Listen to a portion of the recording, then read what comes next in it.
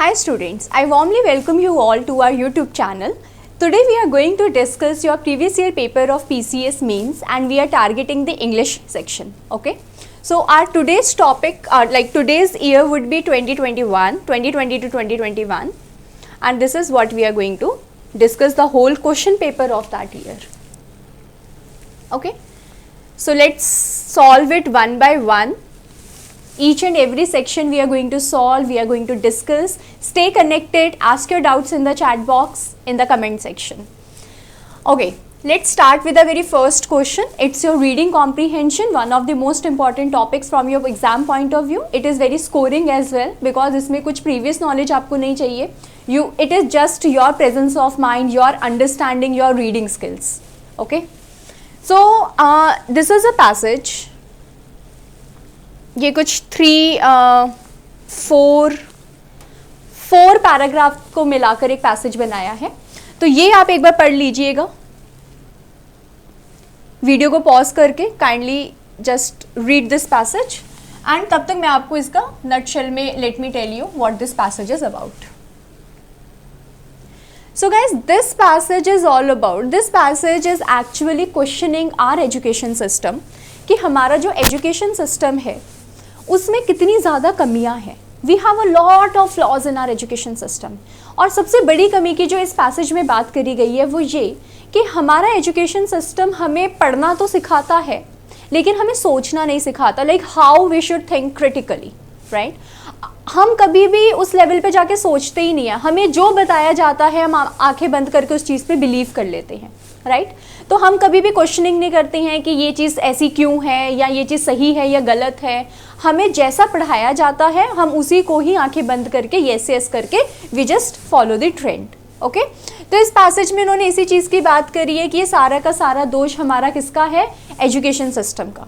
बचपन से ही हमें लॉजिकली थिंक करना नहीं सिखाया गया, अपने व्यूज़ को प्रकट करना औरों के सामने रखना नहीं सिखाया गया, राइट. जिसकी वजह से जब वही बच्चा बड़ा होता है, राइट, जब वो बच्चा बड़ा होकर मार्केट में आता है, पॉलिटिक्स में जाता है या जब वो एक बहुत ही इम्पॉर्टेंट मैन बन जाता है अपनी सोसाइटी का जहाँ पर उसको डिसीजंस लेने हैं, उस टाइम पर आकर भी वो डिसीजन अच्छे से नहीं ले पाता ओनली बिकॉज उसका एजुकेशन सिस्टम ही खराब रहा है बचपन से, राइट.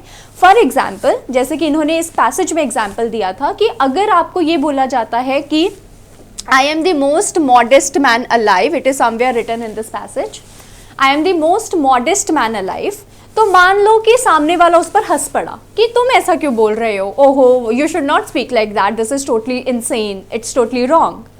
बट यही सेम लाइन अगर आपको हर जगह दिखने लग जाए, फॉर एग्जाम्पल बसेस में पोस्टर्स जो उनके बनते हैं, बड़ी बड़ी होर्डिंग्स में ये दिखने लग जाए, है ना, न्यूज़पेपर में आने लग जाए, न्यूज़ चैनल्स में आने लग जाए, इंस्टाग्राम सोशल मीडिया में आने लगी सेम एडवर्टीजमेंट, तो हम धीरे, जो बंदा उस पर हंस रहा था ना वही उसको बिलीव करने लग जाएगा धीरे धीरे करके, राइट. तो this is the power of advertisement.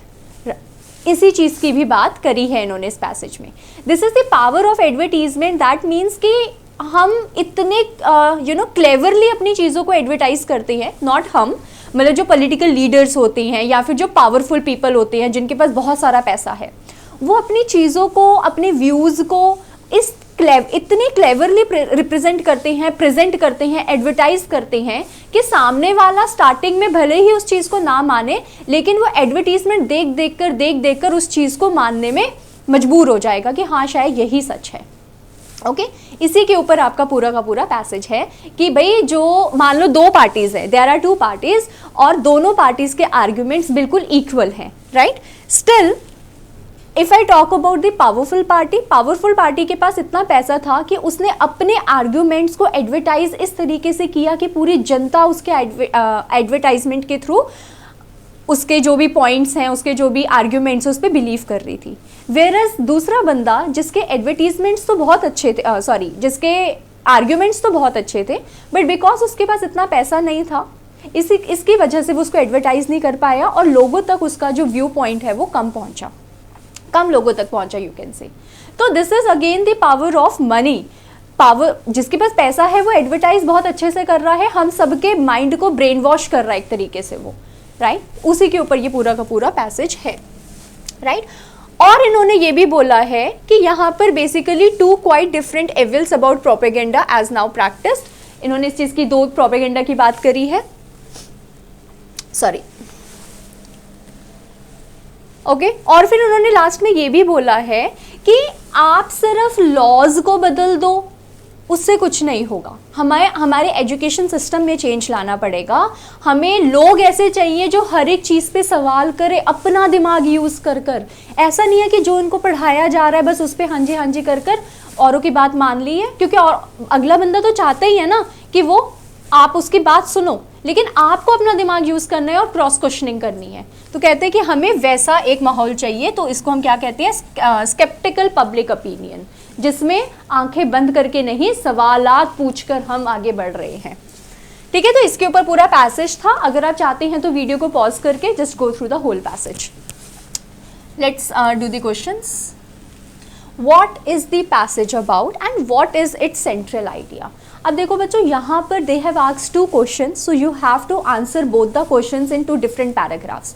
Don't make a single paragraph over here, okay. Okay. So the passage discusses the influence of propaganda. Propaganda उन्होंने advertisement को ही बोला है, nothing else. Propaganda is advertisement only. Okay. In modern society, particularly how it manipulates public opinion, जैसे कि मैंने आपको बताया कि मेन आइडिया क्या है, पैसेज किस चीज़ के बारे में बात कर रहा है। ऐसे एडवर्टीजमेंट्स जो बंदे का ब्रेन वॉश कर रहे हैं, जो उसके आइडियाज़ को मैनिपुलेट कर रहे हैं, उसके ओपिनियन को मैनिपुलेट कर रहे हैं थ्रू इरैशनल मतलब इलॉजिकल अपील, जिसमें कोई लॉजिक नहीं है, rather than logical reasoning. The author highlights the modern education system. वो क्या बता रहे हैं ऑथर कि हमारा जो एजुकेशन सिस्टम है वो फेल हो चुका है एक इंडिविजुअल को सोसाइटी तक लेके आने में, लाइक उसका माइंड शेप करने में। It has been failed, okay. तो हमारे जो भी क्रिटिकल थिंकिंग स्किल्स हैं लोगों के पास नहीं है, क्योंकि आपने भी देखा होगा ना, बचपन से बच्चे सिर्फ रट्टा मारते हैं, चैप्टर पढ़ लिया रट्टा मार लिया, वो कभी भी क्रॉस क्वेश्चन ही नहीं करते कि मैम ऐसा क्यों हुआ, कोई भी सब्जेक्ट हो आपका, ओके। और फिर सेंट्रल आइडिया की जब हमने बात करी, तो सेंट्रल आइडिया क्या है कि जो प्रोपेगेंडा है modelled after advertising techniques distorts public opinion को पूरा खराब कर देता है, मैनिपुलेट कर देता है, undermines free thought by appealing to emotions and favouring the wealthy and powerful. तो हमारे इमोशंस को क्या कर रहा है, हमारे इमोशंस के साथ खेल रहा है। उसको पता है कि भाई हमारी जो जनता है वो ये चीज़ सुनकर हमें वोट देगी। हमें भी कहीं ना कहीं पता है कि वोट मांगने के लिए ऐसी एडवर्टीजमेंट की जा रही है, असली में वो party, I am not talking about any party, but generally अगर मैं आपको एग्जांपल देने के लिए बोलूँ तो मान लो कोई भी XYZ पार्टी है, उसने बोला कि भाई अगर आपने हमें वोट दिया तो हम लोग फॉर एग्जांपल आपके लोकेलिटी में इन चीज़ों को बदलेंगे, राइट, इन चीज़ों का बदलाव लेकर आएंगे। अब आधे जनता को ये चीज़ पता है कि भाई वो सिर्फ वोट लेने के लिए बोल रहा है, सही में वो कुछ नहीं करने वाला। वंस इलेक्शंस आर ओवर, उसको अपना रिजल्ट मिल गया, वो जीत गया, उसने हमें देखना भी नहीं, हमारी लोकेलिटी में आना भी नहीं है उसने। लेकिन फिर भी एडवर्टाइजमेंट इतनी स्ट्रॉन्ग करेंगे वो लोग कि हमें भरोसा हो जाएगा कि भाई करेगा, वो बंदा ज़रूर करेगा, ओके। तो उसी की बात करें तो वेल्दी और पावरफुल पीपल ही इन चीज़ों को एडवर्टीज करेंगे, और इन्हीं को कहते हैं इमोशंस के साथ खेलना। हमारे दिमाग के साथ वो खेल रहे हैं। उनको पता है कि भाई अगर मैं बोलूँगा कि इस लोकेलिटी में ये वाला बदलाव लेके आऊँगा तो लोग इसके हक में रहेंगे, क्योंकि लोगों को ये बदलाव चाहिए। एंड ट्रू रेमेडी क्या है बेटर एजुकेशन में एंड मोर स्केप्टिकल पब्लिक। तो वो उन्होंने क्या कहा था कि is not sought to primary in such laws, कहते बस लॉज लेते आओ, लॉज नो, आपको एजुकेशन सिस्टम बेटर करना है, अपनी पब्लिक का माइंड शेप बेटर करना है। तो this is about your first passage.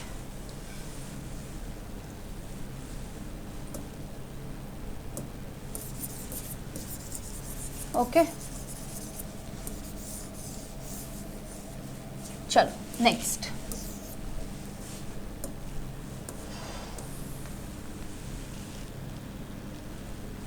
The art of propaganda is derived from the art of advertisement. Explain how the passage substantiates this statement.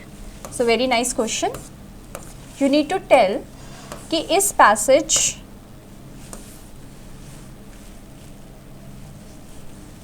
okay. So here you need to tell कि इस वाली line का क्या मतलब है. The passage explains that propaganda borrows its method of advertising which relies on advertisement. कैसे करी जाती है? repetition से. जैसे कि मैंने बोला कि same line आपको I am the modest man alive, ये लाइन आपको हर जगह दिखने लग जाए तो आप कहीं ना कहीं उस पर भरोसा करने लग जाओगे. रिपीट हो रहा है बस की मतलब होर्डिंग्स में, बड़ी बड़ी होर्डिंग्स में, कहीं बस में पोस्टर है, इंस्टाग्राम में, कहीं भी देख रहे हो आपको यही लाइन दिख रही है, तो कहीं ना कहीं आपके माइंड में वो चीज़ छप जाएगी और आप उस पर भरोसा करने लगोगे. हमारे इमोशंस के साथ खेला जाता है. जो हम सुनना चाहते हैं जानबूझकर वही चीज़ बोली जाती है ताकि हम उन पर बिलीव करें. एंड साइकोलॉजिकल मैनिपुलेशन वही सेम चीज़ हो गई आपकी. rather than instead of having any reasoned argument. नहीं, वो कोई भी reasoned argument नहीं करती हैं. उनका मेन मकसद क्या होता है? सिर्फ हमारे माइंड के साथ खेलना. Okay, the author illustrates this with an example. If someone repeatedly advertises a false claim about themselves. कैसा illustrate बोले तो example, क्या example दिया author ने कि अगर कोई बंदा repeatedly बार बार अपनी फॉल्स इमेज को एडवर्टाइज कर रहा है, और वो फॉल्स इमेज का जो मैं अभी तक आपको एग्जांपल दे रही थी, मोस्ट मॉडेस्ट मैन अलाइव, वो दे रहा है, तो people will start believing it simply because they see it everywhere. क्योंकि वो वाली एडवर्टीजमेंट, ये वाली एडवर्टीजमेंट उनको हर जगह दिखाई दे रही है. ओके इसी तरीके से जो मॉडर्न गवर्नमेंट और पॉलिटिशियंस हैं, दे यूज इसी टाइप की advertising strategies to shape public opinion, showing that propaganda has evolved directly from commercial advertisement. Right guys, चलो फटाफट से आगे चलते हैं.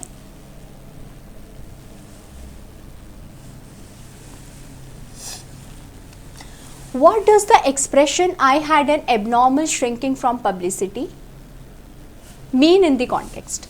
अब वो कह रहा है कि इनका मतलब क्या है कि जो पीपल है, people would lead to believe that speaker is excessively modest और publicly shy, you can say.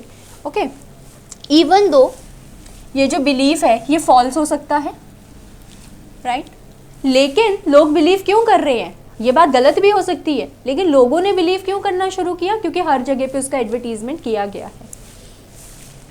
Okay, this expression refers to the word modest used earlier in the same example. वही वाला example हो गया. The author ironically demonstrates that continuous public claims even about being modest can make people believe the opposite of what is true. कह रहा है कि continuously जब वो सेम चीज़, मतलब देखो बच्चों, सबका आंसर तो आपका सेम ही है, ठीक है, क्योंकि पैसेज का जो नटशेल है, the summary of the passage is same, is one only particularly. So हर एक क्वेश्चन का जो आंसर है वो कहीं ना कहीं उसी समरी को टारगेट कर रहा है. अब it is your magic how you are answering the questions, right? How creatively you are writing all the answers, how creatively you are not using or not repeating your words in all the answers, right? You have to use the synonym, different wordings, paraphrase the things. This is the power of or you can say the magic of writing skills. Answer तो same ही जा रहा है almost सब में, but how creatively differently you are writing it. Next, what according to the passage are the perils of propaganda, मतलब evils. ऊपर आपको बताया था ना कि दो propaganda के evils की बात कर रहे हैं, right? पहला है appeal to irrationality, दूसरा है unfair advantage to the rich and powerful. अब देखो बच्चे, propaganda influences people by appealing to their emotion, वही सेम चीज़ हो गई, हमारे दिमाग के साथ खेलते हैं, हमारे इमोशंस के साथ खिलवाड़ होता है. And unreasoned instincts not through logical argument और एविडेंस. कहते कुछ भी लॉजिकल नहीं होता है, वो इमोशनली हमें ब्लैकमेल बोले तो ऐसी बातें कर देते हैं कि हम उसके बहकावे में आ जाते हैं, बिकॉज हम इमोशनली अटैच्ड हैं उस वाले एडवर्टीजमेंट के साथ. एंड जो भी रिच होते हैं उनके पास पैसा बहुत है, जिसकी वजह से वो एडवर्टीजमेंट ऐसी कर देते हैं कि अगला उस पर बिलीव कर ले। तो इसने यहाँ पे बोला है this undermines the equality of opportunity among opinions and true freedom of thought.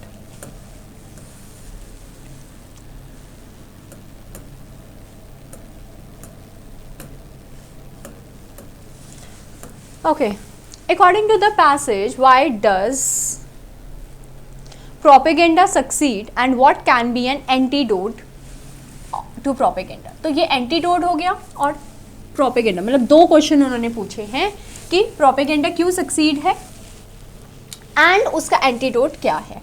तो मतलब एंटीडोट बोले तो हम उसको कैसे ठीक कर सकते हैं, तो ठीक कैसे कर सकते हैं। Propaganda not people are not train to think critically, मतलब एक तरह से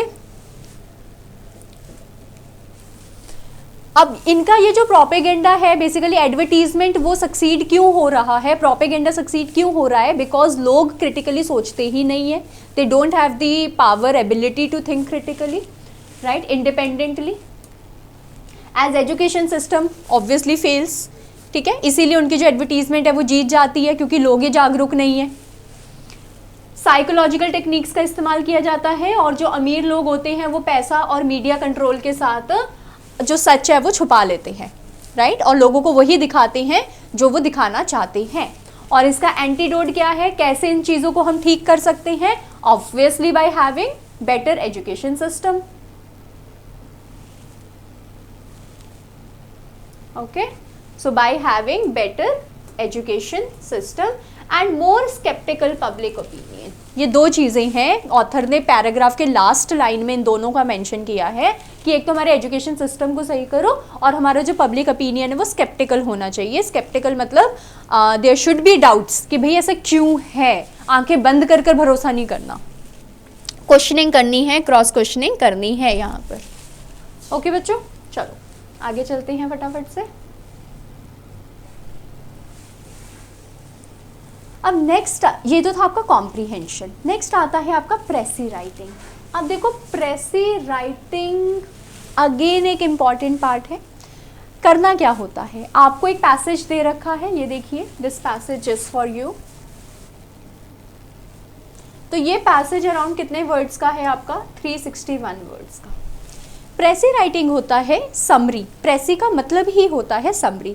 तो आपको इस 361 वर्ड्स का जो पैसेज दे रखा है इसको शॉर्ट करके लिखना है, लेकिन शॉर्ट कितना होगा वो भी डिसाइडेड है। आपको इसको हमेशा 1/3 करके लिखना है, ठीक है। तो 361 का 1/3 करोगे तो अराउंड 120 to 121 वर्ड्स बनेंगे।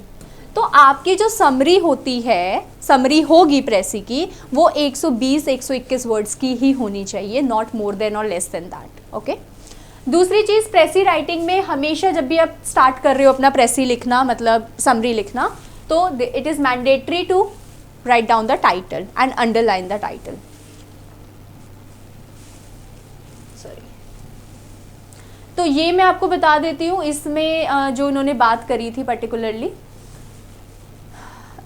वो थी आपकी मीडिया लिटरेसी की, कि कैसे आज के टाइम में पुराने टाइम मतलब पुराने ज़माने की जो मीडिया थी या लिटरेसी से रिलेटेड जो भी चीज़ें थी आपकी, जिसको हम MIL बोलते हैं पर्टिकुलरली, ठीक है, वो कैसे आज के टाइम पे बिल्कुल फेल हो गई है, क्योंकि आज का दौर है डिजिटल वाला, हर एक चीज़ डिजिटल हो गई है। तो टॉपिक का मतलब प्रेसी का टाइटल हमने उसी हिसाब से दिया है, media literacy in the age of digital deception, और you can say the challenges of this, ठीक है। तो इसमें चैलेंजेस ही बताए हैं एक तरीके से कि इसके क्या क्या चैलेंजेस हैं। देखो बच्चों, आप जब भी प्रेसी लिख रहे हो, एक तो मैंने आपको बताया, आपने इन जो भी आपको वर्ड लिमिट ऐसे दी होगी ऑफ कोर्स, आपको उसको 1/3 करना है। दूसरा, आप पैसिव वॉइस का इस्तेमाल भी कर सकते हो, ज़रूरी नहीं है बट कर सकते हो। आप 1 वर्ड सब्स्टिट्यूशंस यूज़ कर सकते हो जहाँ पे नेसेसरी है, जहाँ पे आपको लग रहा है कि पूरी लाइन को मैं एक ही वर्ड में कन्वर्ट कर सकता हूँ। अच्छा देखो, जैसे मैंने आपको एग्जाम्पल दिया, Ram whose wife was dead 2 years ago is now an engineer. तो राम जिसकी बीवी 2 साल पहले मर गई थी, वो राम आज इंजीनियर है। तो instead of writing this whole line, आप इसको वन वर्ड सब्स्टिट्यूशन के को यूज करते हुए छोटा कर सकते हो। अब जिसकी वाइफ ना हो उसको हम क्या बोलते हैं, विडोवर, राइट। तो हम इसको क्या बोलेंगे, Ram a widower is now an engineer, right. तो देखो इतनी बड़ी लाइन को मैंने एक ही वर्ड में चेंज कर दिया, विडोवर। तो this is what we call one word substitution. इसका मतलब फायदा क्या हुआ, the benefit of this is you have reduced your word limit, right, and also the meaning of this line has not been changed, simple. दूसरा, sequence,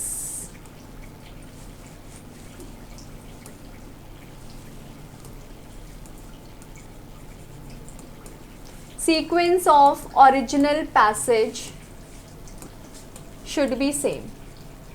जो ये original passage ऊपर आपको दिखाया था मैंने 361 वर्ड्स का, वो उसमें जैसे जैसे सीक्वेंस की बात करी थी, आपका प्रेसी भी उसी सीक्वेंस में होना चाहिए। Got it.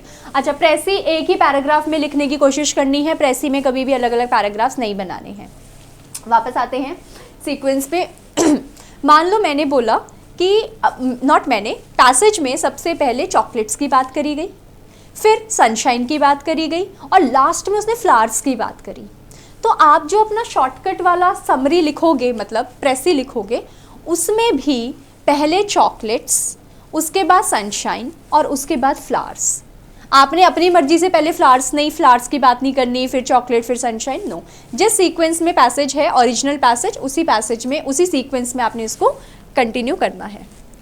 ठीक है गाइस, चलिए। अच्छा, टेंस सेम रहना चाहिए, पास्ट है तो पास्ट, प्रेजेंट है तो प्रेजेंट, फ्यूचर है तो फ्यूचर। ठीक है, तो एक बार इसको आप पढ़ लीजिएगा। Media and information literacy, MIL, once effective for traditional media. पहले के टाइम पे एक दौर था जब वो ट्रेडिशनल मीडिया में बहुत ज़्यादा काम आता था। आज के टाइम पे वो स्ट्रगल कर रहा है, क्योंकि आज का टाइम कैसा है हमारा, digitalised. The spread of social media and algorithm-based content has created filter bubbles that reinforce biases, restrict diversity and of ideas and invade privacy through data exploitation. कहते हैं आज के टाइम पे अगर हम सोशल मीडिया की बात करें तो उसका इतना गहरा असर है लोगों पर, इतनी तेज़ी से ये चीज़ फैल रही है। बच्चा आज के टाइम पे सोशल मीडिया में अकाउंट बना के बैठा है, तो कह रहे हैं इससे हो क्या रहा है, नेगेटिव ही हो रहा है। हमारी जो प्रिवेसी है उसके साथ खिलवाड़ हो रहा है, राइट। डेटा जो है वो एक्सप्लॉइट किया जा रहा है, ठीक है, क्योंकि फ्रॉड्स हो रहे हैं। हम हर एक चीज़ तो उठा के सोशल मीडिया पे डाल देते हैं। The rise of fake news इतना ज़्यादा बढ़ गया है, इसने हमारे बेसिकली हर एक चीज़ को मतलब वर्स कर दिया है। कोई भी एडवर्टीज़ कुछ भी कर रहे हैं ना, वर्स, लोग कहीं ना कहीं शक करने लग जाते हैं सही चीज़ों पर भी कि ये गलत ही होगा। ठीक है, across borders and platforms, MIL मतलब यही, media and information literacy.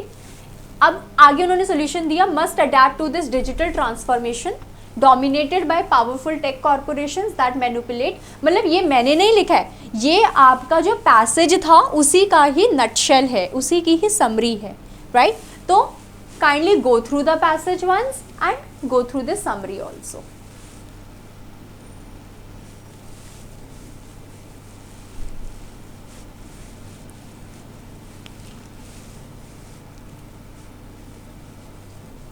Okay, तो ये आप लोग देख लीजिए, इसका एक स्क्रीनशॉट ले लो, kindly go through, write down the summary yourself and then get it checked. और ये इसकी summary that I have written. ठीक है, तो ये टोटल कितने वर्ड्स में लिखा था मैंने, 120। चलिए बच्चों, next, letter to the editor of a national newspaper about street begging and suggest ways to tackle it. अब इसमें एक चीज़ का ध्यान जो विशेष रूप से आप लोगों को रखना है वो ये, अच्छा, सबसे पहले हम लेटर टू द एडिटर कर रहे हैं। यहाँ पर डायरेक्टली टू द एडिटर मत करो, यहाँ पर आप सबसे पहले लिखोगे सेंडर्स एड्रेस, फिर एक लाइन छोड़कर लिखना डेट, और फिर एडिटर टाइम्स ऑफ इंडिया, जो भी आपने लिखना है। Got it. अब देखो बच्चे, आपने एडिटर को लेटर लिखना है जिसमें आप बता रहे हो कि भाई स्ट्रीट बेगिंग बढ़ती जा रही है और आप कुछ वेज भी सजेस्ट करोगे कि हम इसको ऐसे रोक सकते हैं। तो this is a kind of complaining letter. तो कभी भी किसी भी टाइप का कंप्लेनिंग लेटर आता है, आपने PCES वाला फॉर्मूला अपनाना है। P stands for problem, C stands for cause, E stands for effect and S stands for solution। हमेशा ये चारों की चारों चीज़ें आपके लेटर में होनी चाहिए whenever you are writing the complaining letter। Got it?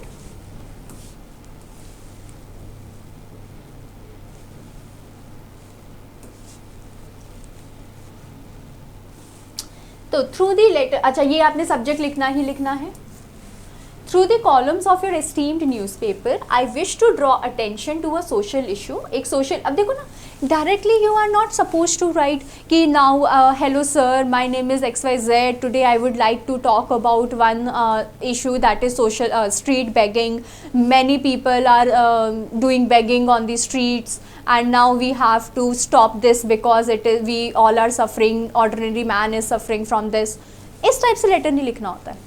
Letter is all about, आपने पहले तो इनडायरेक्ट वे में अपनी प्रॉब्लम को बताना है, ठीक है।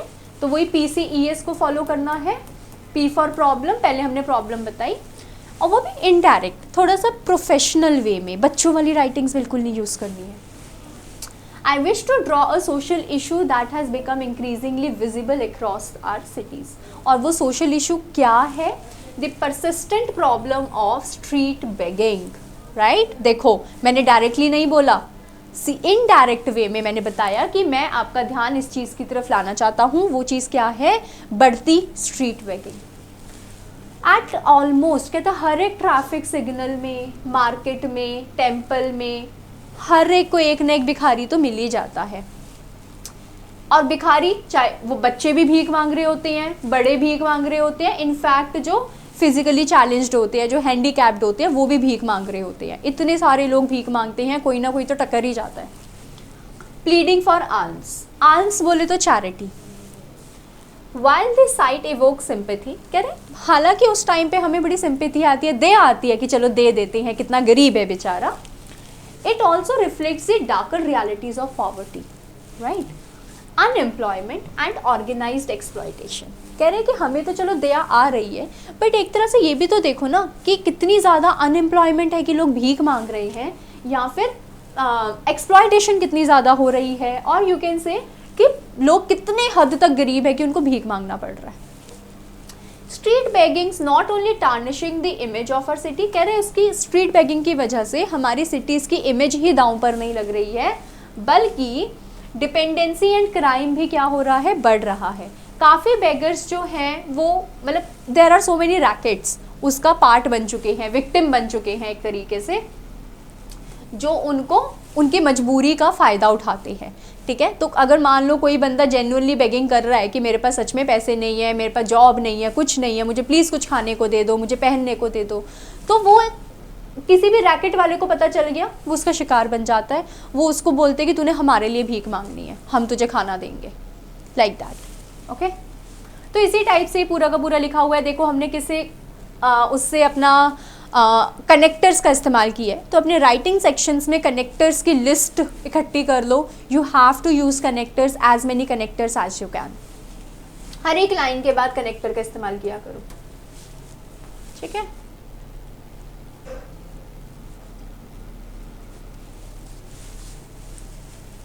और लास्ट में आपने सोल्यूशन दे दिया। To tackle this issue effectively, मतलब अब आप यहाँ पर सोल्यूशन की बात करोगे। अ मल्टीफिसेटेड अप्रोच, मल्टीफिसेटेड अप्रोच मतलब बहुत सारी, एक अप्रोच से काम नहीं चलेगा। We have to use a lot of strategies. First, फिर सेकेंड, फिर थर्ड, फिर finally, these are called connectors. 1 2 3 4 करके कभी भी ऐसे नहीं लिखना है, ठीक है। डोंट फॉलो दिस स्ट्रैटेजी, हमेशा पैराग्राफ में होना चाहिए। लेटर में कभी भी don't use points any time, okay. ज़रूरी नहीं है फर्स्ट सेकंड थर्ड फोर्थ करके ही लिखना है। You can use first and foremost, और यू कैन लास्ट है तो last but not the least, finally, lastly. बीच वाले जो हैं additionally, furthermore, moreover, in addition, you can use these connectors, okay. That's it. तो ये था आपका लेटर। अब इसी तरीके से और भी लेटर्स हैं आपके, तो वो भी आप एक बार देख लीजिएगा प्लीज़।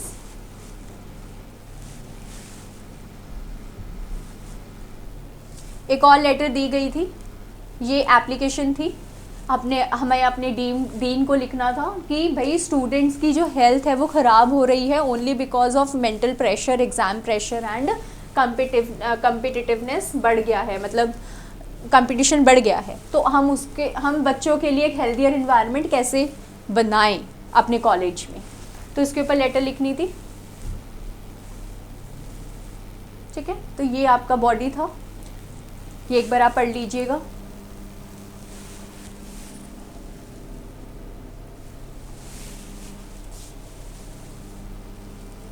ओके गाइस, चलिए नेक्स्ट आता है आपका write an essay on any one of the following in about 300 words. पहला है work from home during the pandemic, pros and cons. Now this is a 300 word essay in which you have to use a lot of creativity, lot of imagination, lot of good vocabulary, lot of good grammar, good connectors, a lot many things are required to write down a good essay. Okay, तो जब भी आप ऐसे लिखते हैं तो first of all आपको intro लिखना होता है, ये ऑलरेडी पता है, फिर बॉडी आती है और लास्ट में कंक्लूजन आता है। अगर आप 300 वर्ड्स का ऐसे लिख रहे हो तो इंट्रो अराउंड 50 to 60 वर्ड्स का रहेगा और कंक्लूजन भी आपका 50 to 60 वर्ड्स का रहेगा। जो बॉडी है, बॉडी शुड बी अराउंड आपका लाइक 200 वर्ड्स। अब 200 वर्ड्स को चाहे आप 100 के 2 पैराग्राफ लिख दो या 70 के 3 पैराग्राफ्स लिख दो, that all depends upon you how you want to represent your essay. Okay guys, चलिए intro should be very much eye-catching. Introduction में आप मुहावरे भी यूज़ कर सकते हो, ऐसा ज़रूरी नहीं है बट कर सकते हो to make it eye catching, make it more attractive. Use connectors in your essay, very very important. Conclusion लिख रहे हो तो in conclusion, overall, in that way. ठीक है, अब जैसे यहाँ पर प्रोज एंड कॉन्स की बात थी, मतलब एडवांटेजेस एंड डिसएडवांटेजेस, तो आप अपने बॉडी में 2 पैराग्राफ्स 3 पैराग्राफ्स बना सकते हो जिसमें एडवांटेजेस डिसएडवांटेजेस दोनों की बात आप करोगे। Let's read this essay first. The कोविड-19 pandemic transform the world of work in unprecedented, मतलब unpredictable ways, with work from home emerging as a global norm almost overnight। तो रातों भर, रात में ही वर्क फ्रॉम होम के ऑर्डर आ गए थे कि भाई काम तो बंद नहीं होगा और तुम लोग ऑफिस भी नहीं आ सकते हो बिकॉज ऑफ कोरोना वायरस, तो घर पे रहो और काम करते रहो। While it helped maintain business continuity during lockdowns, it also redefined the dynamics of professional and personal life। कह रहे हालांकि इसकी वजह से we were able to continue our business, हमारे बिजनेस में कंटिन्यू ग्रोथ रही, बहुत ज़्यादा तो नहीं लेकिन फिर भी बिल्कुल ठप भी नहीं हुआ हमारा बिजनेस।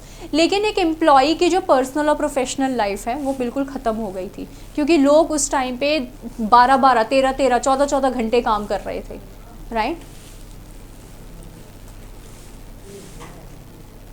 तो अब देखो यहाँ पर, अब जो बच्चे बात समझने वाली थी, जैसे मैं कहती हूँ ना एक मिच्योर वाला ऐसे लिखना है आपको, यहाँ पर मतलब डायरेक्टली नहीं लिखा। Now in this essay we are going to talk about the advantages and disadvantages of work from home.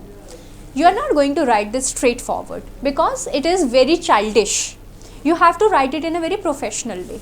So it should be like any major shift, remote working came with its share of advantages and disadvantages। बात तो मैंने भी वही करी है, advantages और disadvantages, but in some different way, in some formal way. तो first we have talked about on the positive side, और हाउ एवर का मतलब क्या है, ऊपर वाले को कॉन्ट्राडिक्ट किया गया है नीचे वाले पैराग्राफ में। तो यहाँ पर मैं किसकी बात कर रही हूँ, डिसएडवांटेजेस की। तो that was advantages and this is your disadvantages। okay, next,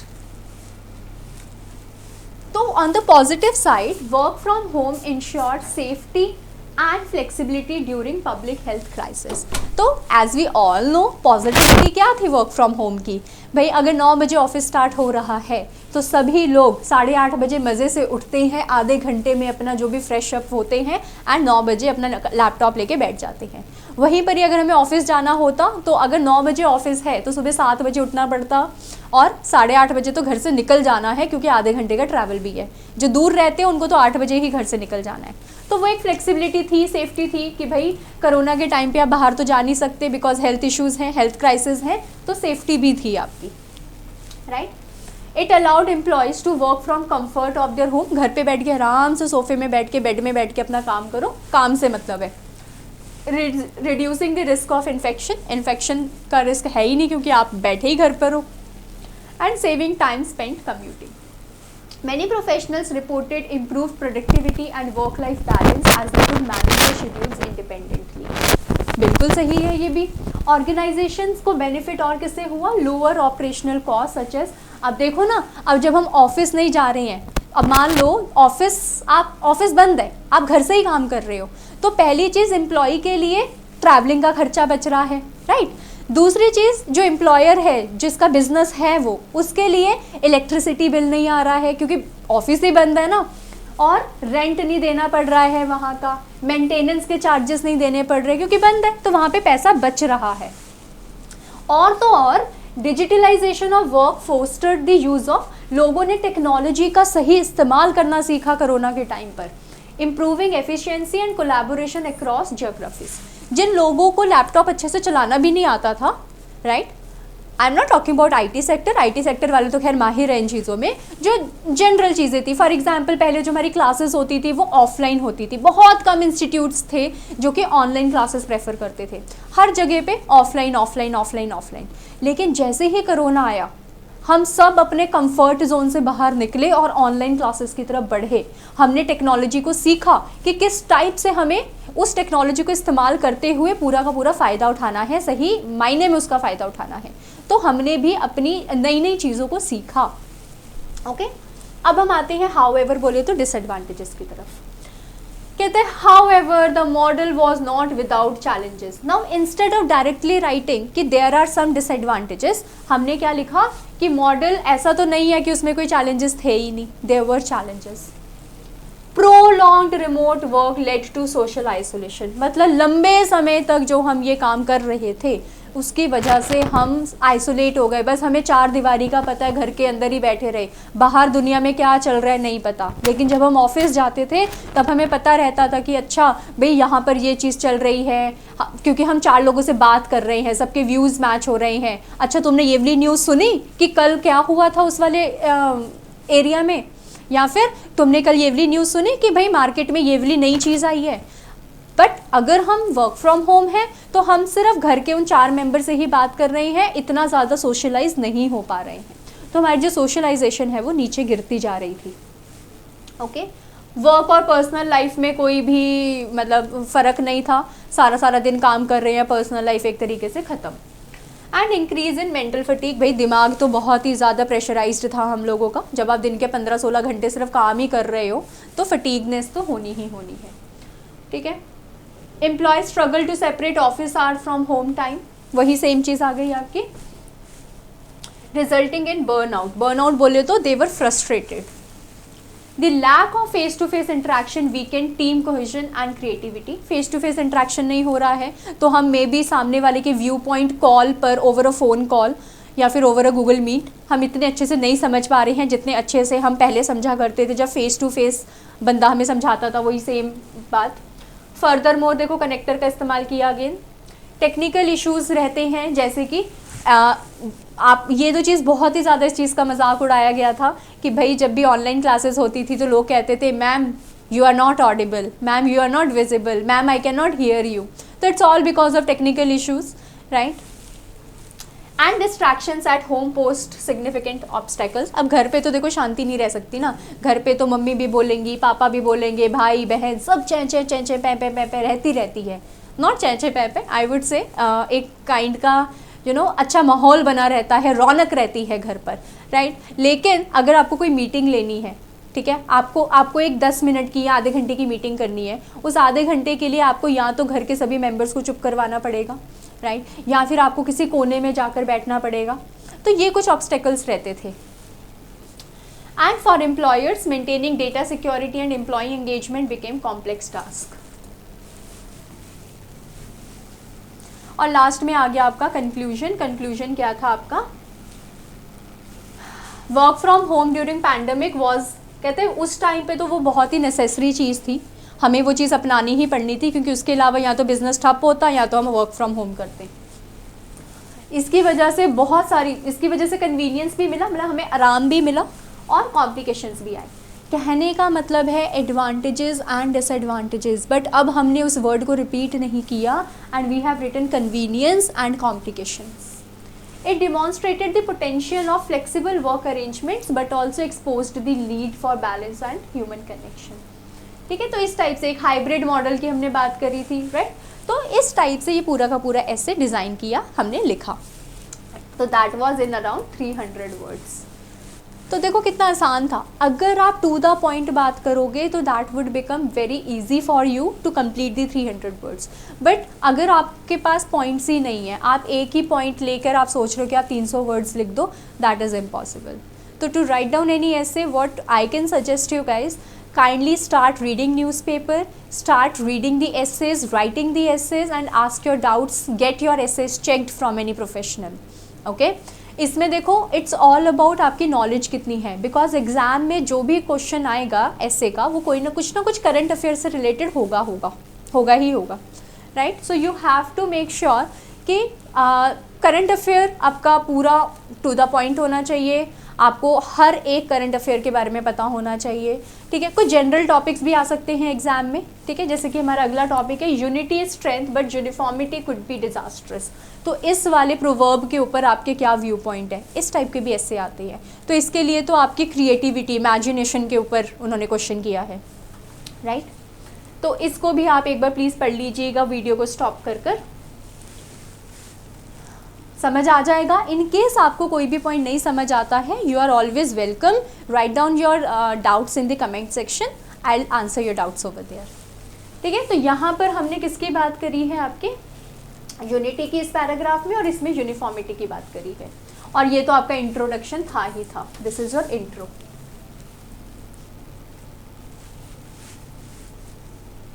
और लास्ट में आपका वही कंक्लूजन आ गया, कहाँ गया कंक्लूजन, ये रहा, this is your conclusion, okay.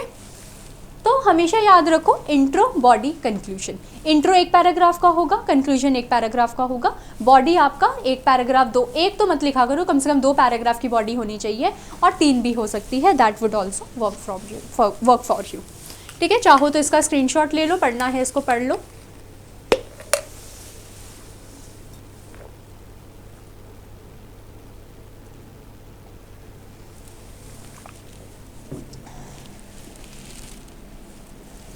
चलिए आगे चलते हैं। इसी के साथ ये आपका थर्ड ऐसे भी था, judicial delays kill the spirit of justice. इसके ऊपर भी ऐसे लिखा हुआ है, please go through it once.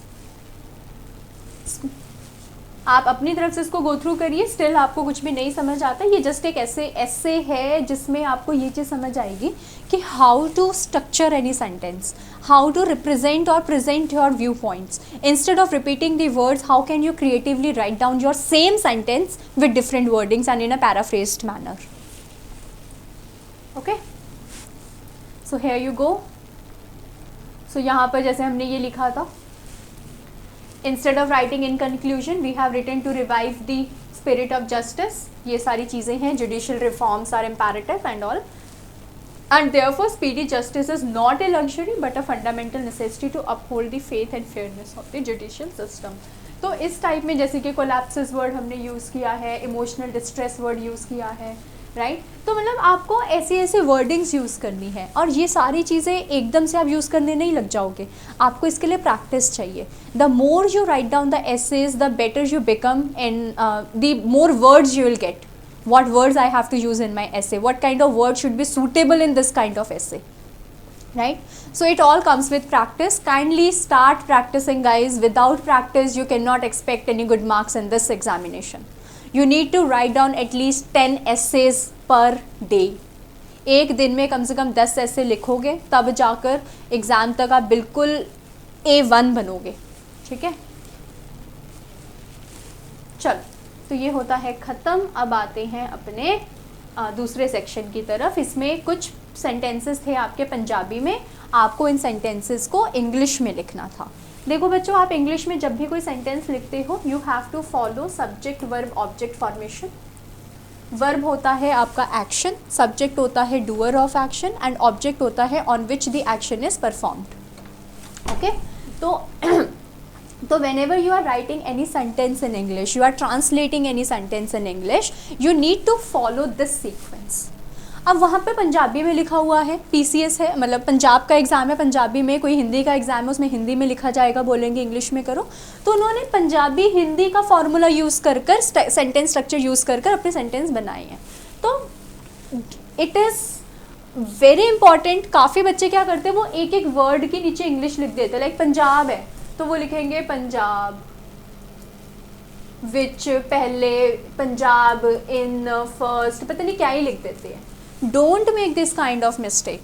I am really telling, it is for your examination. मैंने PCS के भी बहुत से बच्चे ऐसे देखे हैं जो मेंस की तैयारी कर रहे हैं बट वो स्टिल इस टाइप से ट्रांसलेट कर रहे हैं अपने सेंटेंसेस। तो I am telling you with my experience, please do not do this. आपको स्ट्रक्चर फॉलो करना है। ओके, जिन बच्चों को स्ट्रक्चर्स नहीं पता है, इसके अलग से वीडियोस रिकॉर्डेड हैं, आप वहाँ पर जाके एक बार चेक करिए कि सेंटेंस का स्ट्रक्चर क्या होना चाहिए इंग्लिश में। हिंदी पंजाबी में जो भी स्ट्रक्चर हो, आपका आंसर हमेशा सब्जेक्ट वर्ब ऑब्जेक्ट में होना चाहिए, ठीक है। बाकी कॉमा कूमा लगाकर एडिशनल पार्ट रखो, ऑब्जेक्ट के बाद कोई भी एडिशनल सेंटेंस है, लंबा सेंटेंस है, उसको ऐड ऑन करते जाओ, बट ऐसे ही कुछ भी एक एक वर्ड को नीचे ट्रांसलेट नहीं करना है। चलिए आज आइए समझते हैं एक एक वर्ड को, एक एक उसको सेंटेंस को।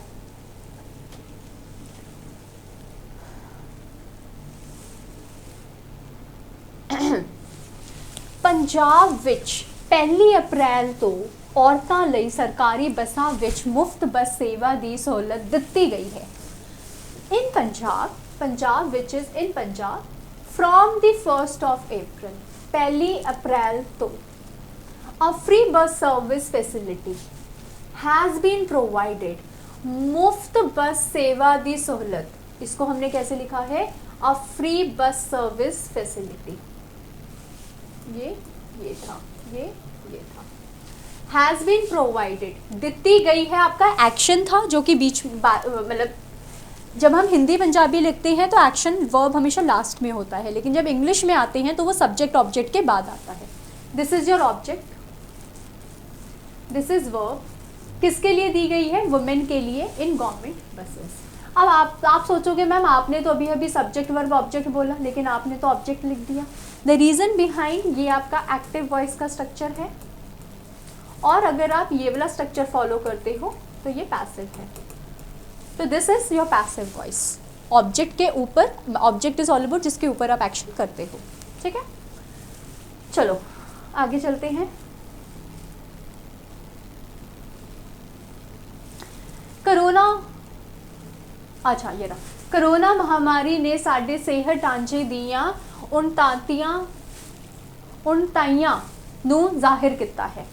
अब the coronavirus pandemic, coronavirus महामारी की English coronavirus pandemic, has exposed, उणताइयां means exposed, the short, sorry गलती से लिख दिया, ये जाहिर कितना है इज एक्सपोज्ड एंड उणताइयां is shortcomings of our health care system. Health care system is सेहत ढांचे। ओके, चलो आगे चलते हैं।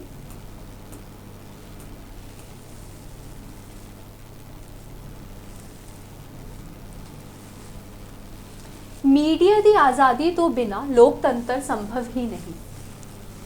डेमोक्रेसी इज लोकतंत्र is not possible without the freedom of media. तो मीडिया की आज़ादी इज फ्रीडम ऑफ मीडिया। मेरे एक मित्र नूं सारी दुनिया घूमण दी खबत है। वन ऑफ माई फ्रेंड्स, ज़रूरी नहीं है one of my friends, my one friend ऐसा भी बोल सकते हो, हैज़ अ पैशन, खबत is passion, for travelling around the whole world, सारी दुनिया घूमन। जे मैं लेट हो गया तो चिंता ना करियो, डू नॉट वरी मीन्स जे मैं लेट हो गया। ता मतलब इफ आई गेट सॉरी चिंता ना करियो इज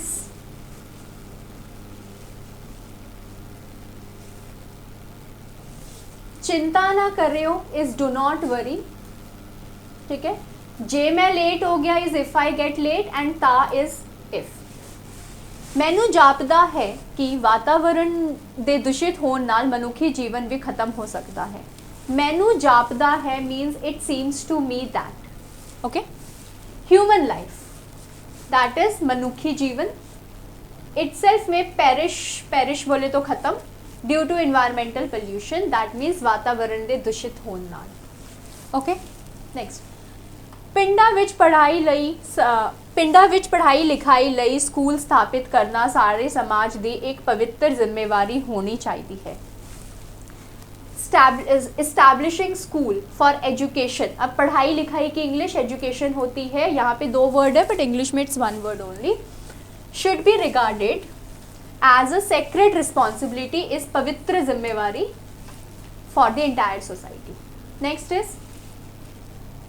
मायरा दी मीटिंग विच मुकम्मल किते कारजां दी समीक्षा की गई। In the meeting of experts it means मायरा दी meeting which the completed tasks were reviewed, simple. अब ये क्या है कंप्लीटेड टास्क, आपका ऑब्जेक्ट, तो ये पैसिव वॉइस में था, दैट मीन्स।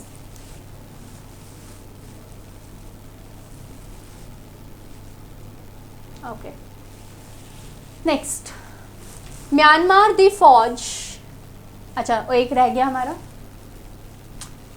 एक वायरस ने दुनिया उल्टा के, अच्छा वायरस ने दुनिया उल्टा के रख दी है अते हाले उसनू रूप बदल के आना है।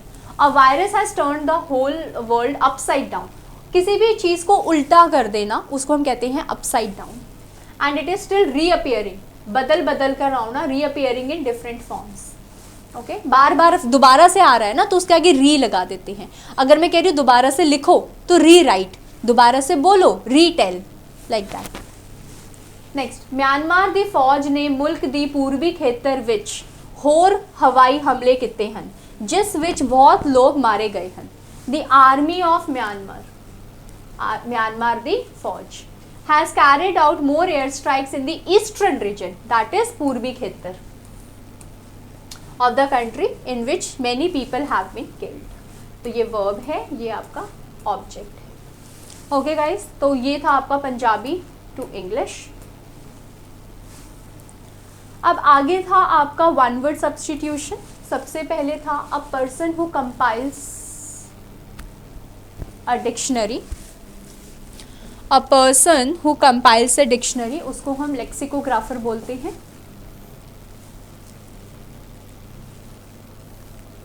इररेलेवेंट टॉक, बेफालतू सेंसलेस टॉक, उसको हम नॉनसेंस तो एक कॉमन सा वर्ड हो गया, प्रेफरेंस हम बैबल को देंगे और यहीं पर ही हम बैल्डरडैश भी बोलते हैं।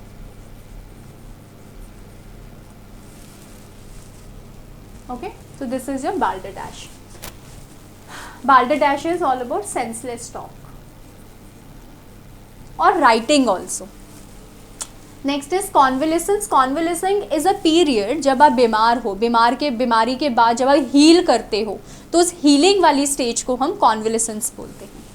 ओके, नेक्स्ट इज क्लेप्टोमेनिया, जिसमें कुछ होता है कि मुझे चोरी करनी है, इट्स अ मेंटल प्रॉब्लम, जिसमें आपको कुछ हो रहा है कि भाई जब तक चोरी ना करूँ आराम नहीं आएगा, तो that is kleptomania. And claustrophobia, ये सबको पता है, घुटन होना, सफोकेशन होना, क्लोज्ड कोई भी जगह होती है, छोटी जगह, वहाँ पे घुटन होता है, भीड़ वाली जगह वहाँ पर घुटन होता है, दम घुटता है, उसको हम क्लॉस्ट्रोफोबिया बोलते हैं। नेक्स्ट, इधर कुछ वर्ड्स लिखे गए हैं, ये 5 के 5 वर्ड्स, इनको एक बार नाउन की तरह यूज़ करना है सेंटेंस में और एक बार हमें वर्ब की तरह। नाउन की तरह यूज़ करोगे मतलब नेम बताओगे, वर्ब की तरह यूज़ करोगे मतलब एक्शन बताओगे। ओके, चलो यूज़ करते हैं।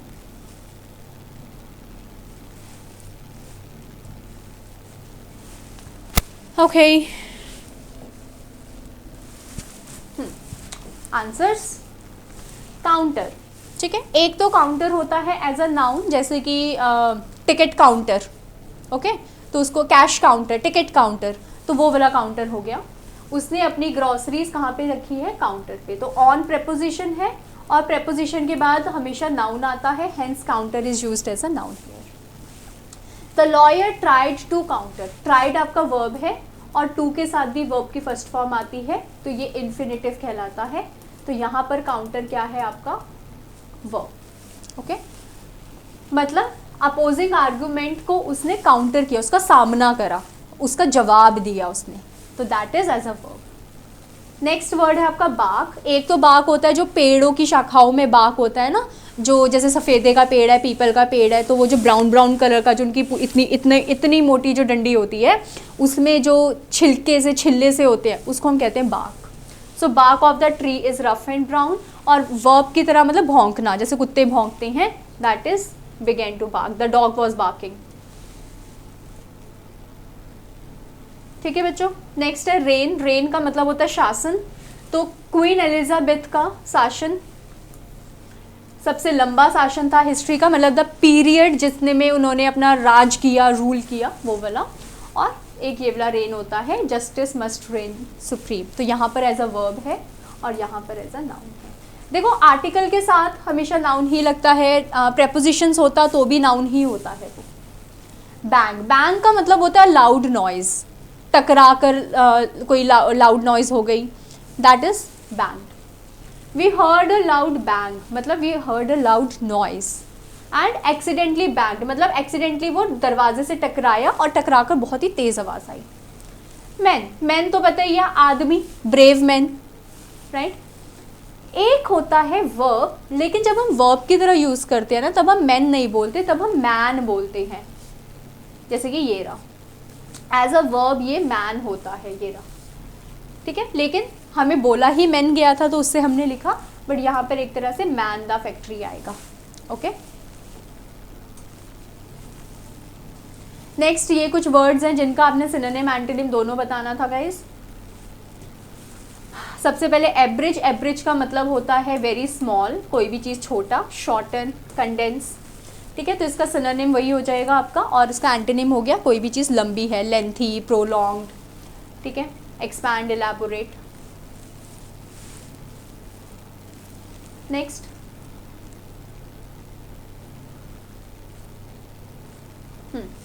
नेक्स्ट कह रहे हैं, नेक्स्ट इज रेटिसेंट।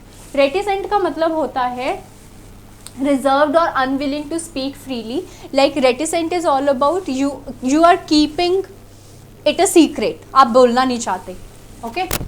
तो reserved, साइलेंट, सीक्रेट वो बोल सकते हो, और ऑपोजिट हो जाएगा टॉकेटिव, कम्युनिकेटिव, कम्युनिकेशन में बहुत अच्छा है, आउटस्पोकन, एक्स्ट्रा ही बोल देता है, ठीक है, फ्रैंक, एंड इसकी pronunciation is not loquacious, we pronounce it as loquacious. It again means very very talkative, तो loquacious it's a very good word. हम ये उन लोगों को बोलते जो बहुत ही बातूनी होते हैं, तो instead of saying like she is very talkative girl in the class, you can simply say she is a loquacious girl. Next is benediction. Benediction means a blessing, तो इसके सिनोनिम हो गए blessing, prayer and this, wishfulness, and antonym हो गया किसी को curse कर रहे हो आप, in that way. Myopia, myopia is all about near sightedness, पास की नज़र, ठीक है, और इसको हम इमेजिनेशन से भी रिलेट करते हैं, तो इसके सिनोनिम में नैरो माइंडेडनेस भी आता है और एंटोनिम में ब्रॉड माइंडेडनेस भी आता है। तो मायोपिया बहुत बार हमारे विचारों के लिए भी यूज़ किया जाता है, ठीक है। Next is fecund. Fecund is ability to produce more things, एक से ज़्यादा चीज़ें प्रोड्यूस करना, तो वो किसी भी चीज़ में हो सकता है, ठीक है। मतलब अब प्रोड्यूस हो रहा है, ऑब्वियसली वो चीज़ फर्टाइल है तभी तो प्रोड्यूस हो रहा है ना, अनफर्टाइल होगा तो कैसे प्रोड्यूस करेंगे, तो वो भी आपका सही है। तो फर्टाइल, प्रोडक्टिव, फ्रूटफुल, और इसको ऑपोजिट बैरन, जैसे बंजर ज़मीन होती है, barren land, unproductive, sterile, infertile, inefficient, in that way, okay. चलो नेक्स्ट,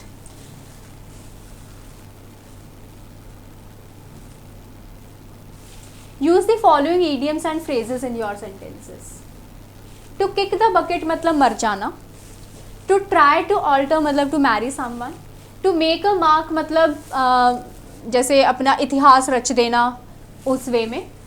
ठीक है, चलो हम नीचे उसी के साथ पढ़ते हैं इसको एग्जाम्पल्स के साथ.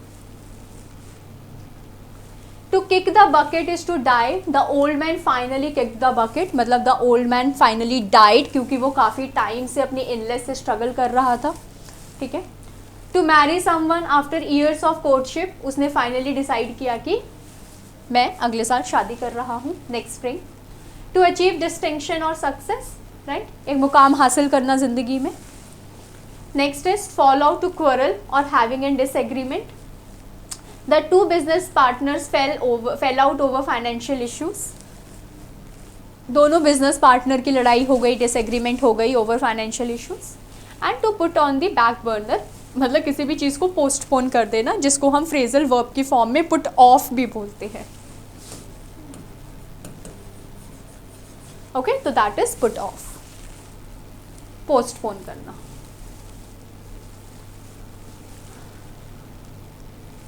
Okay. Rewrite the following sentences after changing the narration. That means direct to indirect speech या फिर indirect to direct speech आपको करनी है. चलिए करते हैं फिर हम. His wife, he said to his wife, sorry, why did you buy this shirt if you did not like it? You have wasted so much money. तो he said to आपका किस में चेंज हो जाता है? Asked me. One second. Said to आपका किस में चेंज होता है? Asked में, right? Asked his wife. अब कॉमा इन्वर्टेड कॉमा के लिए यहाँ पर दैट नहीं आता बिकॉज ये WH फैमिली से स्टार्ट हो रहा है, तो इफ़ या वेदर भी नहीं आएगा. यहाँ पे यही WH family as it is आ जाती है. वाई. अब did you buy is your past indefinite, right, तो इसको चेंज किस में करना है? पास्ट परफेक्ट में, तो वही हमने चेंज कर दिया. One more thing, direct and direct speech मतलब नरेशन में आपका डायरेक्ट स्पीच जैसा मर्जी हो, इनडायरेक्ट स्पीच हमेशा फुल स्टॉप में होता है. तो यहाँ पर देखो क्वेश्चन मार्क था, स्टिल हमारा आंसर क्या है? फुल स्टॉप में, राइट. तो आपका आंसर हमेशा फुल स्टॉप में आएगा, और किसी भी सेंटेंस को फुल स्टॉप में लिखने के लिए you have to follow the sequence of subject verb object at any cost, right. तो हमने इसीलिए इसको सब्जेक्ट से स्टार्ट किया है.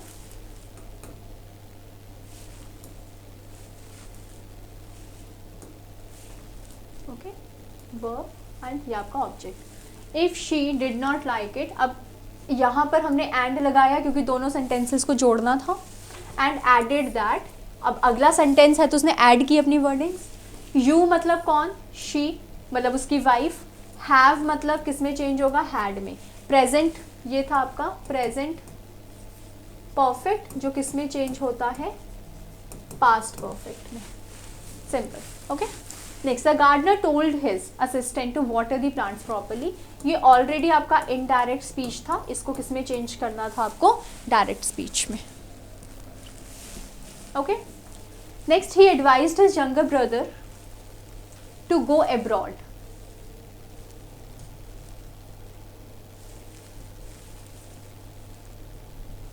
ये भी बच्चों आपका इनडायरेक्ट है, इसको भी आपको डायरेक्ट में चेंज करना है. एडवाइस मतलब he said to his younger brother you should go abroad for higher studies. ये डायरेक्ट स्पीच की पहचान है, कॉमा इन्वर्टेड कॉमा, तो वो आपको लगाना पड़ेगा. The doctor told his patient, already inverted comma लगा है मतलब ये डायरेक्ट स्पीच है, इसको चेंज किस में करोगे? इनडायरेक्ट में. डॉक्टर ने पेशेंट को बोला कि स्मोक मत करो जब तक तुम मेरे ट्रीटमेंट के अंडर हो, जब तक तुम मेरे से ट्रीटमेंट ले रहे हो. तो ये डॉक्टर की एडवाइस थी. तो doctor advised his patient not to smoke so long. क्या बोला है? नॉट. अब देखो ये आपका इंपैरेटिव सेंटेंस है, इंपैरेटिव में कॉमा इन्वर्टेड कॉमा, टू और नेगेटिव है तो नॉट टू में चेंज हो जाता है, बाकी सारा सेम. बस पास्ट हो जाएगा. यू आर है, यू मतलब वो पेशेंट तो ही, और आर का क्या हो जाएगा? Was. The commander said to the troops, keep your eyes and ears open tonight, mind your body, mind you, your nobody will sleep, it's a difficult night. तो commander तो order request नहीं करेगा अपने troop से, commander अपने troop को advice नहीं देगा, वो ऑर्डर करेगा। तो क्या किया कमांडर ने? ऑर्डर्ड। अब अगेन मेन वर्ड से स्टार्ट हो रहा है, मतलब इम्पैरेटिव ऊपर वाले की तरह, तो कॉमा इन्वर्टेड कॉमा किस में चेंज होता है? टू में। बस बाकी सारा सेम। अब यहाँ पे फुल स्टॉप है तो हमने वॉन्ड दैम करके नया सेंटेंस स्टार्ट किया, और यहाँ पर अगेन फुल स्टॉप है तो हमने यहाँ पर एंड लगा के स्टार्ट किया। तो जितनी बार फुल स्टॉप आएगा उतनी बार आपको कोई ना कोई कनेक्टर यूज़ करते हुए उसको ज्वाइन करना पड़ेगा। ठीक है गाइस, तो ये था आपका डायरेक्ट इनडायरेक्ट स्पीच।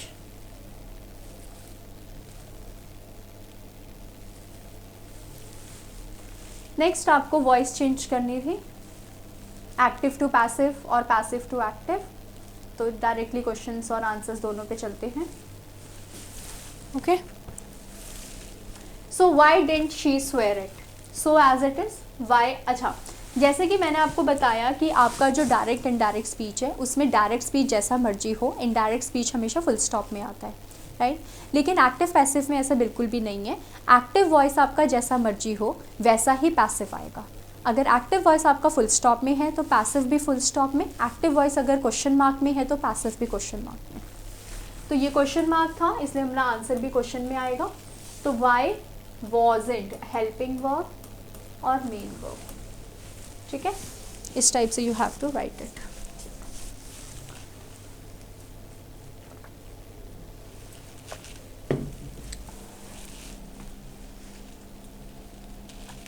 चलिए, अच्छा, जब पैसिव की बात करते हैं तो मेन वर्ब हमेशा थर्ड फॉर्म में आता है, इसको याद रखिएगा। Some of the boys in the neighbourhood formed a super hero club, formed आपका वर्ब था सेकेंड फॉर्म में, तो वो वॉज फॉर्म्ड हो गया, ये आगे चला गया और ये वाला पॉइंट पीछे आ गया, यहाँ ये ऑब्जेक्ट ये verb. Our eyes two looking at the same subject were sharing a different focus. यहाँ पे दो सेंटेंसेस थे, एक था our eyes were sharing a different focus और दूसरा था हमारा two looking at the same subject. तो हमें भी इन दोनों सेंटेंसेस को अलग अलग तरीके से पैसिव करना था। ओके, पैसिव मतलब अलग अलग तरीके से लिखना था। तो अ डिफरेंट फोकस यहाँ पर हमने बात करी है, ये आपका ऑब्जेक्ट था जो कि पहले आ जाता है। Okay, were sharing, were changes to were being, focus के अकॉर्डिंग वॉज हो गया। शेयर्ड वर्ब की third form by our eyes. तो मेन पैसिव हमारा हो चुका है। इस वाले सेंटेंस को जस्ट यहाँ पर लिख देना है आपको सब्जेक्ट के साथ, सब्जेक्ट वर्ब ऑब्जेक्ट। ये कोई पैसिव नहीं किया, एज इट इज लिख दिया, बट हमने सब्जेक्ट इंक्लूड कर दिया उसमें। Next, she will play the guitar for the talent show. तो सब्जेक्ट वर्ब एंड ऑब्जेक्ट। तो आपको पैसिव भी बस इतने का करना है और ये पीछे वाला एज इट इज नीचे एज आ जाएगा, copy paste. The guitar will be played by her और नीचे वाला as it is. Manager will pay the workers will be paid by the managers. Simple, will changes to will be. चलो next,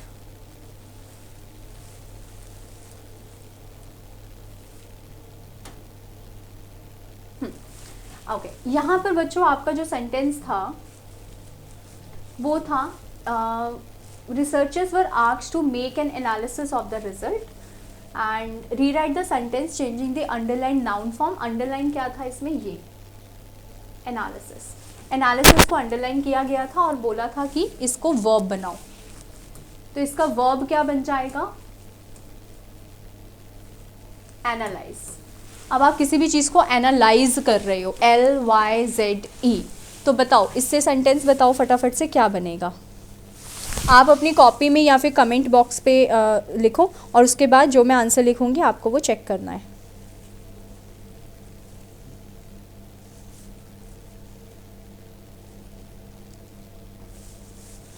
देखो, आप simply बोल सकते हो researchers were asked. अब देखो, टू मेक एन एनालिसिस की जगह पे सिंपली लिख दो टू एनालाइज द रिजल्ट्स, बस। A law abiding citizen pays his taxes promptly.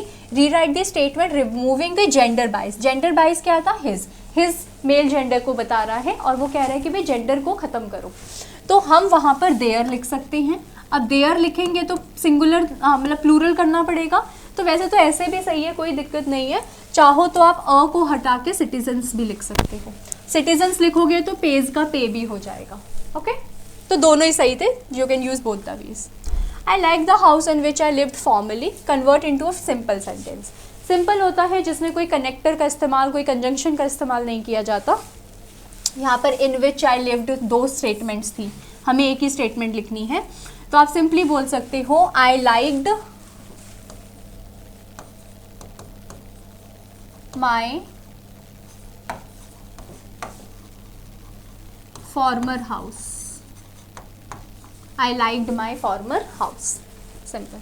It was a great idea, it was a risky idea. अब ये दोनों ही क्या है हमारे कॉन्ट्राडिक्टिंग, तो बीच में बट लगा दो, बट ए रिस्की वन और बट ए रिस्की आइडिया ऐसे लिख सकते हो इट वॉज की जगह।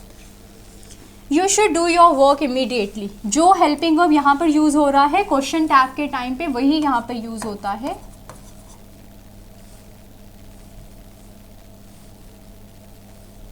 इट शुड बी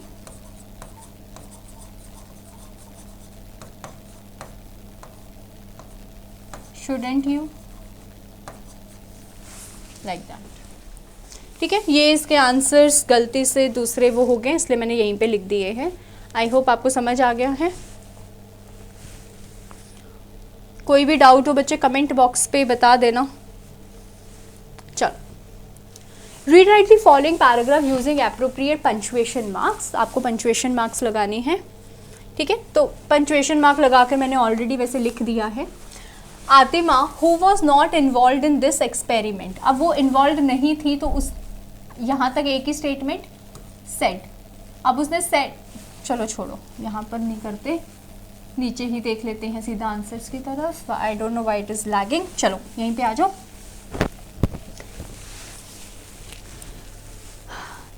अब सेड यहाँ पर हमने कॉमा इन्वर्टेड कॉमा क्यों लगाया, क्योंकि ये डायरेक्ट स्पीच है। उसने जो बोला वो इन्वर्टेड कॉमा में आएगी, उसकी पूरी की पूरी वर्डिंग्स जो कि यहाँ तक है, ठीक है।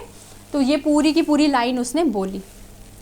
फिर आई सेड, फिर मैंने क्या बोला, जो मैंने बोला वो भी इन्वर्टेड कॉमा में आएगा, कॉमा इन्वर्टेड कॉमा। एंड से पहले कॉमा लगा दे क्योंकि मैंने दो लाइनें बोली थी, और कॉमा क्लोज। बट आतिमा, कॉमा आया। The way she often objects habitually, ये एक एडिशनल पार्ट था सेंटेंस का, तो उसको हमने बीच में कॉमा लगाकर लिखा। तो एक्चुअल में आतिमा और इसके बाद वाला सेंटेंस एक ही है, दैट इज आतिमा सेड। अगेन उसने जो बोला वो इन्वर्टेड कॉमा में लिखा जाएगा, कैन आई बिलीव यू इधर, और लास्ट में आएगा क्वेश्चन मार्क क्योंकि वो सवाल पूछ रही है, और इन्वर्टेड कॉमा क्लोज क्योंकि उसका सवाल खत्म हो गया। अब वेल, अब मेरा reply was my polite reply, तो मेरा रिप्लाई यहाँ से स्टार्ट हुआ, तो अगेन कॉमा लगेगा। वेल, कॉमा लगाओ। If you can't believe me either, comma, क्योंकि नई बात स्टार्ट कर रही हो। Then we can part our ways, अगर तुम मुझ पर भरोसा नहीं करती तो हम अलग हो सकते हैं। और यहाँ पर मेरी बात खत्म हुई और हमने कॉमा भी लगा दिया, ख़त्म कर दिया। And this is how we parted. Water relief, water relief आपका एक साई का साइन है, आपका एक एक्सप्रेशन है, इमोशन है, इंटरजेक्शन है, तो always put a exclamatory mark whenever you are expressing your expressions. And this is the last portion of your paper. Rewrite the sentences after making necessary corrections if needed. तो ऐसे questions में बच्चों एक आधा answer, एक आधा sentence तो no correction required का भी होता है, तो वो बहुत ध्यान से समझना, ज़बरदस्ती अपना एरर नहीं निकालना है आपको। ओके, चलिए। My car gives better, better मतलब कंपैरिजन हो रहा है, तो बेटर के साथ फ्रॉम नहीं आएगा, क्या आएगा, than. I have known him for, यहाँ पर आंसर क्या आएगा हमारा, फॉर, क्योंकि देखो 2 years है। फॉर हम लगाते हैं ड्यूरेशन ऑफ टाइम के लिए, फ्रॉम या फिर सिंस ये लगता है पॉइंट के लिए, और ये लगता है ड्यूरेशन ऑफ टाइम के लिए। मतलब कोई भी काम कब से हो रहा है तो सिंस, या कब से होगा तो फ्रॉम मंडे मतलब कमिंग मंडे, लेकिन कितनी देर से हो रहा है, ड्यूरेशन बतानी है, तो क्या आएगा वहाँ पर for. Okay, every student, every हमेशा सिंगुलर होता है तो यहाँ पर हैज़ आना चाहिए बच्चों।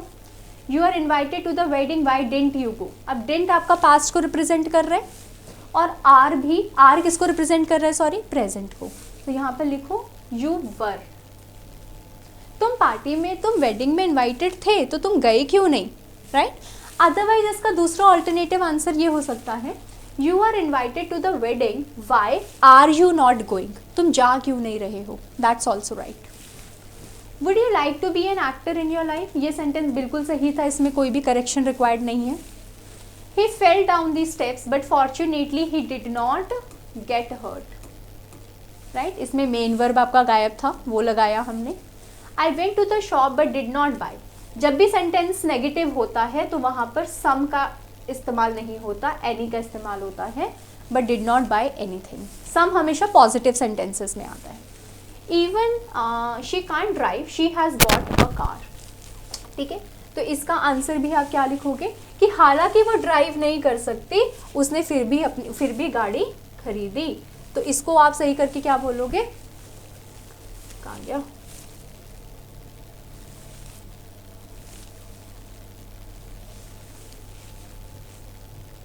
ये रहा, ऑल्दो शी कांट ड्राइव, हालांकि वो नहीं ड्राइव कर सकती, उसने फिर भी गाड़ी खरीदी।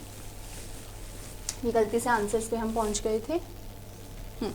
माई pair of spectacles need new glasses, अब माई पेयर मतलब वन पेयर की बात हो रही है तो यहाँ पर नीड्स आएगा, क्योंकि सिंगुलर में वर्ब की एस और ई एस वाली फॉर्म आती है। I saw him yesterday when he was के साथ हमेशा ING फॉर्म आती है, hence it should B crossing the road. Okay okay,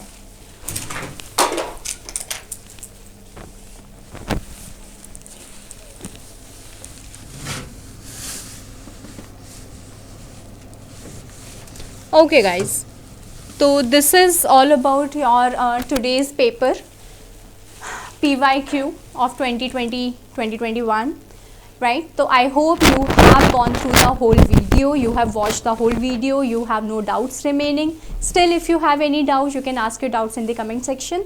Tomorrow we are going to discuss the another PYQ of your PCS mains. So stay connected, join the class. And also guys, please practice as much as you can, because this is all about how much have you practiced for your exam. It's not about how much you have read, how much you have learnt the concept, but how much have you practiced your sections, especially your reading and writing sections. Okay, chaliye, see you in the next class.